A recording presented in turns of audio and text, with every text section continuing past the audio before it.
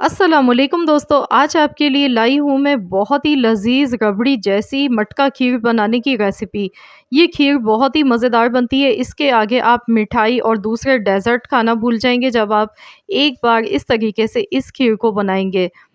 तो आज हमने ये मटका खीर बनाई है जो कि बेहद लज़ीज़ बनी है, दिखने में जितनी मज़ेदार लग रही है आप जब इसे खाएँगे तो हाथ रोकना हो जाएगा मुश्किल। तो चलिए रेसिपी देख लेते हैं इसको बनाया किस तरीके से हमने। तो इसके लिए मिट्टी की हांडी लिए, इसमें हम डाल देंगे 2 लीटर दूध। तो यहाँ पर मैंने फुल फैट क्रीम वाला दूध लिया है, तो आपने भी इसी तरह से गाढ़ा दूध कोई-सा भी आप ले सकते हैं। और 2 लीटर हमारे पास दूध है, दूध को हमने गरम करना है अच्छी तरह से, इसमें बॉयल दिलाना है। चम्मच हम इसमें चलाते रहेंगे ताकि दूध इसमें नीचे नहीं लगे। तो जब तक कि दूध में बॉयल नहीं आ जाता है तो हम यहाँ देख लेते हैं। चावल हमने लिए आधा कप बासमती चावल लिए हैं। आधे घंटे पहले मैंने चावल भीगने के लिए रख दिए थे। चावल देखिए यहाँ पर अच्छी तरह से भीग चुके हैं। और अब हमने क्या करना है कि चावल को हाथों से मैश कर लेना है इस तरह से। चावल को पीस के नहीं डालेंगे। जो खीर होती है उसका जो असल मज़ा होता है वो ऐसे ही होता है, चावल को ऐसे ही पकाया जाता है। आप चाहें तो यहाँ पर टोटा चावल भी ले सकते हैं, वो छोटे साइज़ का होता है। तो मैंने यहाँ पर लॉन्ग चावल लिए हैं फुल साइज़ के, तो मैं इस तरह से इनको तोड़ लेती हूँ, हाथों से मैश कर लेती हूँ अच्छी तरह से। ये देखिए चावल हमारे मैश हो चुके हैं और दूध में भी बॉयल आ चुका था, मैंने गैस का फ्लेम लो कर दिया था। तो इसमें अब हम ये चावल ऐड कर देंगे।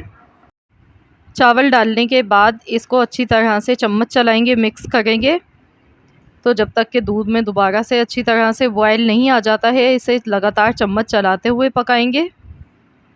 तो इस खीर को हम इस तरीके से बनाएंगे कि ये बहुत ही ज़बरदस्त बनेगी, आप देखेंगे। और थोड़ा-सा डिफरेंट इसका मेथड है बनाने का, तो इंशाअल्लाह ताला आप सबको बेहद पसंद आएगी ये। आज की हमारी रेसिपी बहुत ज़बरदस्त होने वाली है। तो इस टाइम पर हम इसमें डाल देंगे, साथ ही में मैंने काजू लिए और बादाम लिए हैं, तो ये इसी तरह से हम इसमें डालेंगे। बादाम पिस्ते आप अपनी मर्ज़ी के मुताबिक कम या ज़्यादा डाल सकते हैं, जितने आपको पसंद हो आप उसी हिसाब से डाल लीजिएगा। तो हम खीर के साथ ही बादाम और काजू पकाएंगे, तो इससे फ्लेवर बहुत ही अच्छा आएगा निकल कर। तो यहाँ देखिए दूध में बॉयल आ चुका है दोबारा से। तो मैंने इसे 5 मिनट तक लगातार ऐसे ही चम्मच चलाते हुए पकाया है।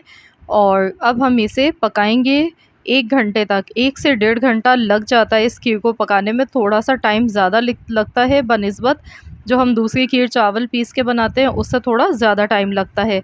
लेकिन ये रबड़ी जैसी खीर बन के बिल्कुल तैयार होती है। थोड़ी-सी मेहनत ज़्यादा है लेकिन बहुत ही लज़ीज़ खीर बनती है। तो यहाँ देखिए खीर को पकाते हुए 1 घंटा हो चुका है और देखिए चावल इसमें फूल चुके हैं। बीच-बीच में भी मैंने चम्मच इसमें चला लिया था ताकि चावल नीचे लगे नहीं।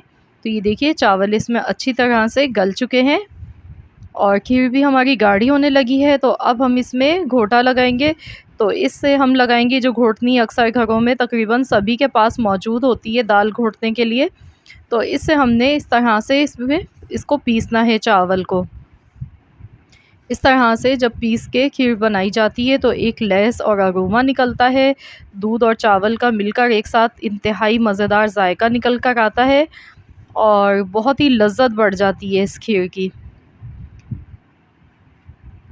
तो बिना चावल पीसे देखिए हम इसको आज बना रहे हैं और बहुत ही आसान सा तरीका है, बस टाइम थोड़ा-सा ज़्यादा लगता है।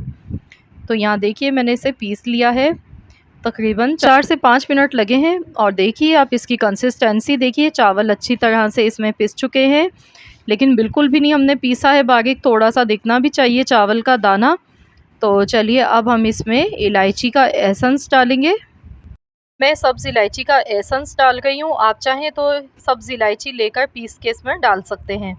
1/4 चम्मच मैंने ये डाल दिया है फ्लेवर के लिए। इलायची का फ्लेवर इसमें बहुत ही अच्छा लगता है। खोया लिया है हमने यहाँ पर 250 ग्राम। 250 ग्राम खोया डालेंगे और इसे अच्छी तरह से मिला लेंगे। खोया डालने से इसका जायका और भी ज़्यादा बढ़ जाता है और बहुत ही मज़े का जायका आता है, जैसे रबड़ी खा ली हो इस तरह की खीर ही बन के तैयार होती है। और दूसरा ये कि हमने इसे मिट्टी के बर्तन में बनाया है। मिट्टी के बर्तन में जो भी खाने बनाए जाते हैं वो बहुत ही मज़ेदार बनते हैं। अब इसमें हस्ब ज़रूरत मीठा डाल देंगे। जितना मीठा आप पसंद करते हैं आप उसी हिसाब से डाल लीजिएगा अपनी फैमिली के टेस्ट के अकॉर्डिंग। क्योंकि बाज़ लोग तेज़ मीठा पसंद करते हैं, बाज़ लोग नॉर्मल मीठा खाते हैं। तो बस जितना आप पसंद करते हैं उसी हिसाब से आप इसमें शुगर ऐड करें। और जैसे ही हम चीनी डालते हैं ना, तो चीनी अपना पानी रिलीज़ कर देती है, तो थोड़ी-सी देर देखिए मैंने इसे पकाया है। और अब मैं इसमें ऊपर से गार्निश कर रही हूँ बादाम पिस्ते। गैस का फ्लेम मैंने बंद कर दिया है। तो ये बेहद लज़ीज़ हमारी मटका खीर बनके तैयार हो चुकी है। ये देखिए, अभी ये गरम है, जब ये मिट्टी के बर्तन में रखे हुए ठंडी हो जाती है, जम जाती है, तो आप बिलीव नहीं करेंगे, ये इतनी मज़ेदार लगती है, जैसे आपने कोई मिठाई खा ली हो। रबड़ी जैसी बिल्कुल बनती है। तो इसे मिट्टी के प्याले में ही हम जमाएँगे इस तरह से। तो जैसा कि आगे चल के 12 रबीउल अव्वल आने वाला है, तो इस मौके की मुनासबत से आप ये मज़ेदार सा मीठा बना के तैयार करें और अपने फैमिली मेम्बर्स को खिलाएँ। तो यहाँ देखिए मैंने इस तरह से इसे गार्निश कर दिया ऊपर से बादाम पिस्तों से। अब हम इसे ठंडा होने के लिए रख देते हैं 2 घंटे के लिए। 2 घंटे तक हम इसे ठंडा कर लेंगे अच्छी तरह से, उसके बाद फिर मैं आपको दिखाऊँगी जमने के बाद ये कैसी लगती है।